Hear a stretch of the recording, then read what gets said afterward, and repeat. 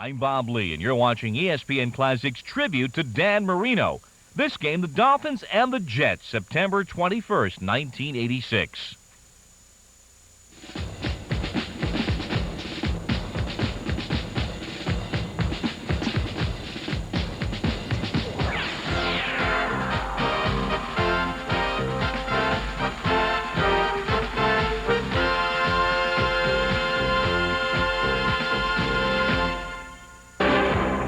One of the NFL's best matchups is the Miami Dolphins and the New York Jets. And last Sunday at the Meadowlands, Dolphin coach Don Shula confidently marched his troops into battle, knowing full well that he possesses a weapon that no other team can boast, quarterback Dan Marino.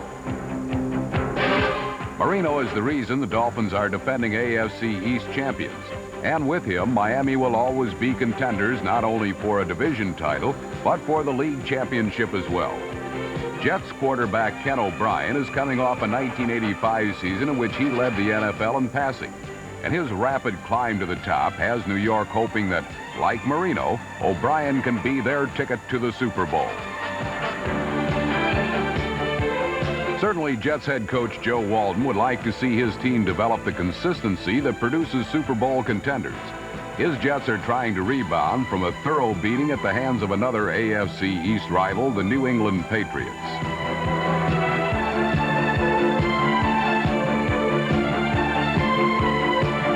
But on this Sunday, Walton must find a way to handle the explosive Dan Marino.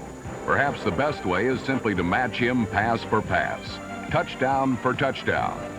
Get set for offense, and then more offense. It's the New York Jets hosting the Miami Dolphins on the NFL Game of the Week.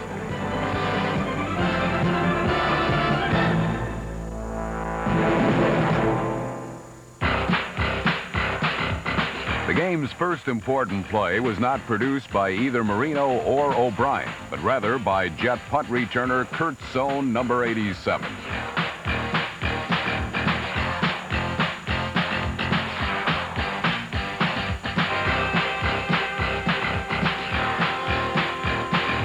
Sohn's slashing 27-yard return set the stage for the initial score of the contest, a 32-yard field goal by New York place kicker Pat Leahy.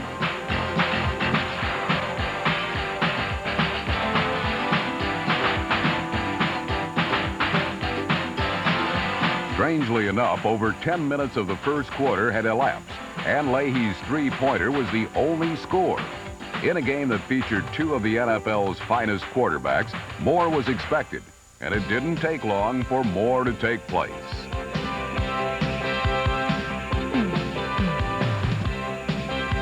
It doesn't matter how well you play defense. You cannot hold Dan Marino and the Dolphin passing game in check for very long. Following the field goal, number 13 attacked New York's injury-riddled secondary, throwing sideline strikes to Mark Duper, number 85.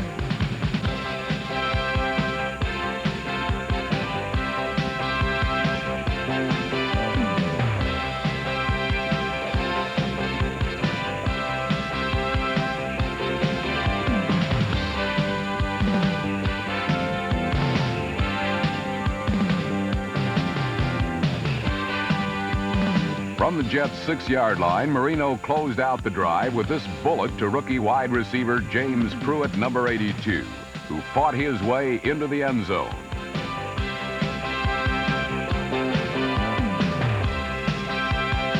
Pruitt's first receiving touchdown in the NFL gave Miami a 7-3 lead, and it would stay that way through the end of the first quarter.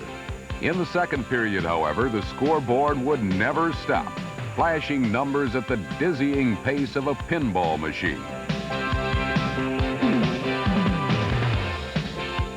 The Jets had the first ball, and Ken O'Brien went to tight end Rocky Cleaver, number 89, who banged off Dolphin defenders on his way to a tough 21 yards.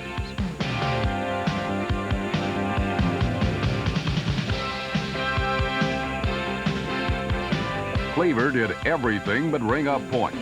That was left to running back Johnny Hector. Hector, number 34, starting in place of the injured Freeman McNeil, scored New York's first touchdown, finishing off a 10-play, 83-yard drive with this burst from a yard out.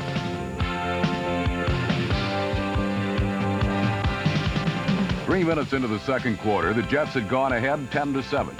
The next 12 minutes of this AFC East game would produce 5 touchdowns. And in the process, the Jets would tie a team record for most points scored in a quarter. But for now, the difference was a field goal, and the New York defense prepared to contain the league's most explosive quarterback. Not only did they contain Marino, they forced him into an interception as safety Lester Lyles, number 26, picked off this errant toss and returned it deep into Miami territory.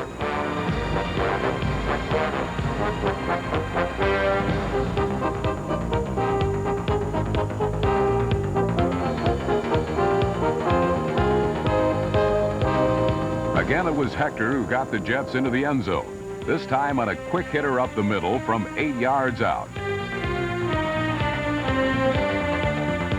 Suddenly and dramatically, the Jets had pulled in front 17-7. But at this point in this game, the score was nothing more than a formality. The action was about to reach a frenzy that produced not only a bunch of touchdowns, but some of the most exciting offensive football you'd ever want to see.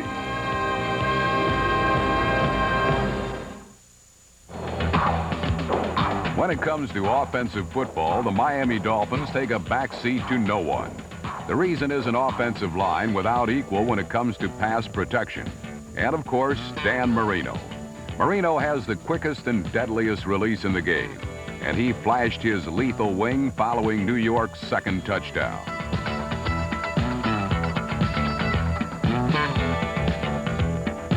This 42-yard aerial to Mark Clayton was the big play in a quick striking drive that ended with a short toss to tight end Dan Johnson. It didn't take long at all for the Dolphins to get back in the contest. It was now 17-14 New York, but the Jets and O'Brien committed their first turnover of the game as Miami cornerback Don McNeil, number 28, plucked this pass out of the air, giving the Dolphins excellent field position at the New York 13-yard line. From there, Marino made short work of it, throwing his third scoring pass of the half, this one to Mark Duper in the corner of the end zone.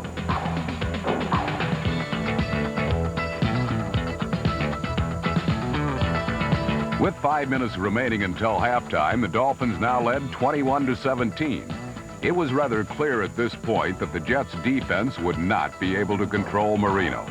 The question then was, can the Dolphin defense, shell-shocked on opening day by a Chargers attack that scored 50 points against them, somehow manage to hold New York's powerful offense under wraps? The answer would be no, and two of the main reasons were O'Brien and wide receiver Wesley Walker, number 85. On an important 3rd and 14 situation with just over 3 minutes remaining in the second quarter, Walker left the Dolphins secondary gasping for air as he sprinted into a different time zone with a 65-yard score. The Jets had their third touchdown of the quarter, and they regained the advantage 24-21. The Jets would get another opportunity to score late in the half on a freak play that resulted in a fumble and a New York recovery. On this Dave Jennings punt, Miami rookies James Pruitt and Raina Thompson collided, with the ball hitting Thompson and bouncing into the hands of Jets special teamer Matt Monger, number 58.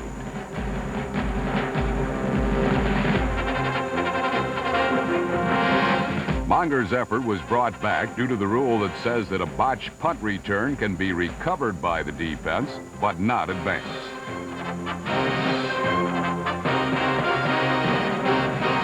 It didn't matter, however. On the next play, with the ball at midfield, O'Brien and Walker again teamed up for the quick strike and the quick six.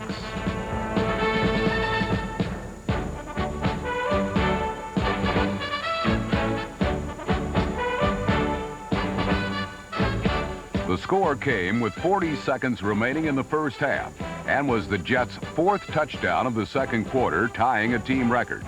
The Jets and Dolphins had combined for 6 touchdowns in the period, and the entire half saw O'Brien and Marino total nearly 500 yards passing.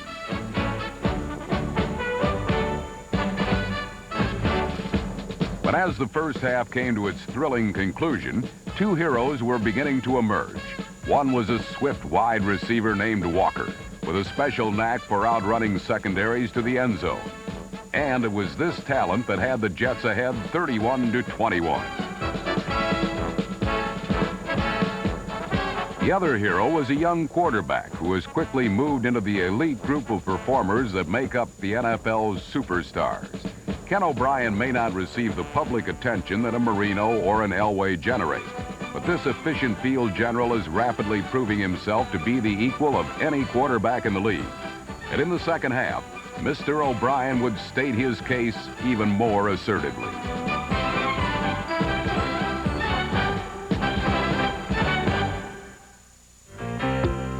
Most NFL quarterbacks would have been thrilled with the numbers Dan Marino had piled up the first half alone for an entire game performance. But the Miami passer never ceases to amaze, and he continued right where he left off as the second half began.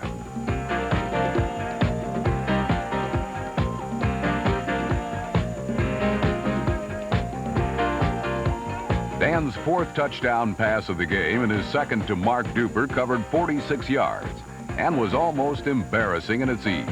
Taking full advantage of the Jets' injury-riddled secondary, Duper simply ran past all the New Yorkers and found himself practically waiting for Dan's scoring toss to fall from the sky.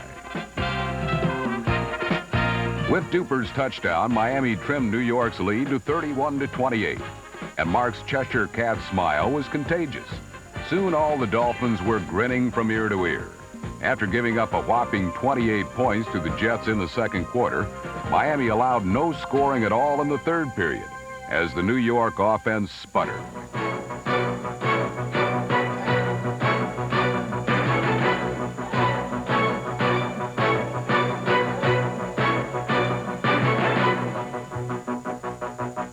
Getting a handle on the ball proved to be a recurring problem for the Jets.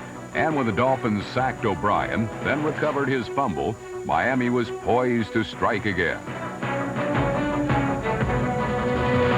Number 99, George Little, alertly gobbled up the miscue. And then for one of the few times in the game, Miami successfully ran the ball, with number 22, Tony Nathan, picking up big yardage.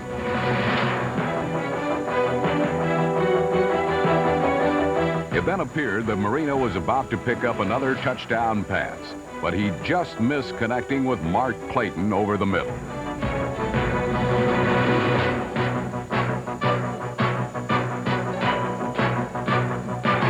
The Dolphins settled for 3, and kicker Fuad Reveiz came through, connecting from 44 yards out. Miami had now completely erased New York's halftime lead, and soon the Dolphins would reclaim that lead for themselves. Once again, the Jets helped Miami's cause with another fumble. This time it was running back Dennis Blygen, number 23, who lost the handle. Linebacker Mark Brown recovered at the New York 25, and Marino was off and winging again.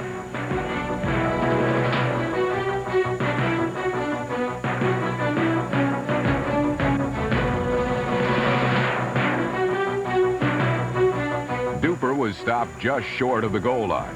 But after 2 unsuccessful running attempts, Marino called a play-action fake. The Jets bit, and the result was touchdown pass number 5 and a new Dolphin lead. Tight end Bruce Hardy hauled in Dan's dart, and Miami was back in control.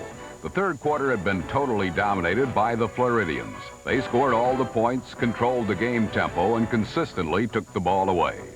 New York fans were beside themselves, but they would soon be singing a different tune. A dramatic fourth quarter was coming up that none of these fans or any of the players would ever forget.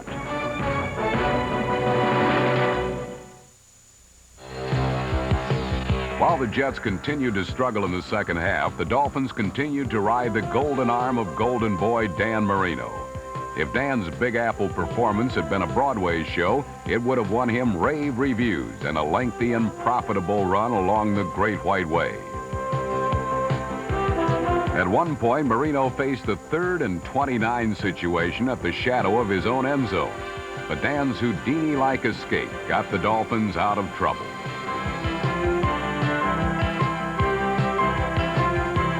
Marino was so hot that at times it seemed he was completing passes to everyone.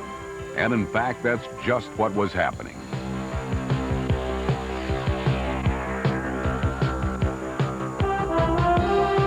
Unfortunately for Marino, this pass didn't count.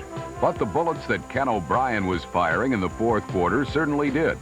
The Jet quarterback was showing decisively that Marino wasn't the only good passer to be playing in this game.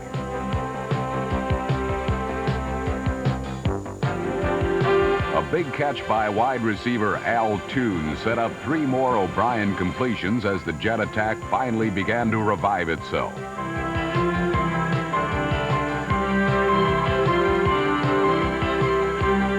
Inside the 10, running back Dennis Blygen atoned for his earlier fumble, and suddenly the game was tied again.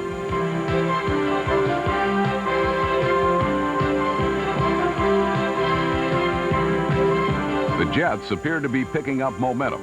After holding Marino in check, New York regained possession in hopes of notching a go-ahead score. But another Gotham miscue put the ball right back in Miami's hands. The officials ruled Wesley Walker had possession before he fumbled. The Jets felt otherwise. The bottom line was Miami had the ball, but they didn't keep it long, only the time it took for Marino to fire touchdown pass number 6.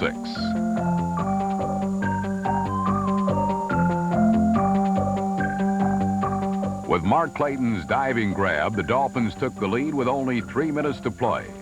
And then the beleaguered Miami defense held the Jets in their next possession. Now with time running out, Miami could wrap up the game if they could accumulate even 1 first down. But this time Marino was not going to do it. On a day when Dan had 30 completions for almost 450 yards and 6 touchdowns, the Dolphin quarterback could not extract the last 10 yards that would have finished off the Jets. In fact, Miami nearly shot itself in the foot by almost fumbling the ball back into New York's hands.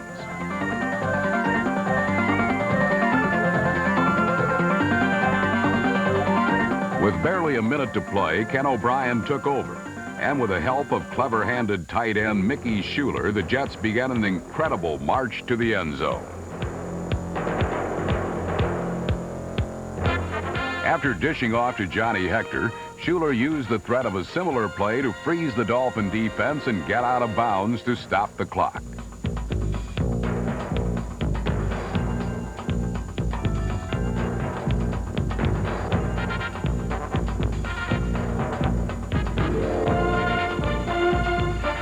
Schuler caught one more pass. And then with 5 seconds left in the game, Ken O'Brien faced a 9-man secondary in a seemingly hopeless situation.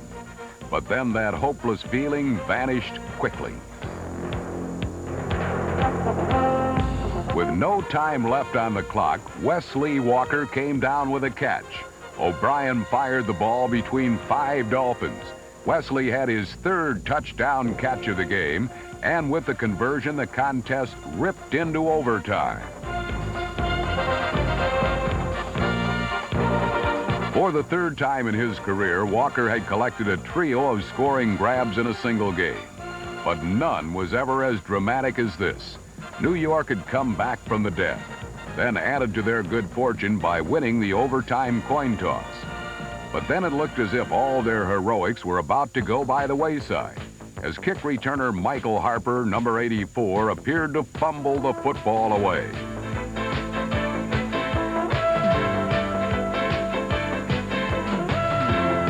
In another controversial call, the referees ruled Harper's progress had been stopped before the bobble. The relieved Jets weren't going to give anyone the chance to change their minds. On the 5th play of overtime, Ken O'Brien and Wesley Walker hooked up again for one of the most sensational conclusions of any game ever.